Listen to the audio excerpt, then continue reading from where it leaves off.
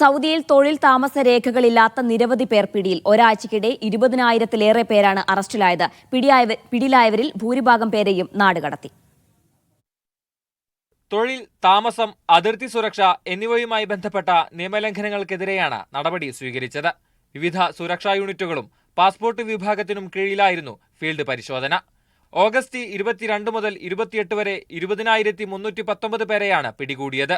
ഇതിൽ 12,891 പേരും ഇക്കാമ പുതുക്കൽ, ഹുറൂബ് തുടങ്ങി താമസ നിയമലംഘനങ്ങളാണ്. 3,888 പേർ അതിർത്തി സുരക്ഷ ലംഘിച്ചതിനും 3,540 പേർ തൊഴിൽ നിയമലംഘനത്തിനും പിടിയിലായി. കഴിഞ്ഞ ഒരാഴ്ചയ്ക്കുള്ളിൽ നടപടി പൂർത്തിയാക്കി 11,279 പേരെ നാടുകടത്തിയിരുന്നു. അതിർത്തി സുരക്ഷാ ചട്ടങ്ങൾ ലംഘിച്ചെത്തുന്നവർക്ക് ഏതെങ്കിലും തരത്തിൽ സഹായം നൽകിയാൽ 15 വർഷം വരെ തടവു ശിക്ഷ ലഭിക്കുമെന്ന് ആഭ്യന്തര മന്ത്രാലയം മുന്നറിയിപ്പ് നൽകി. Sabith Saleem, media 1, Jeddah.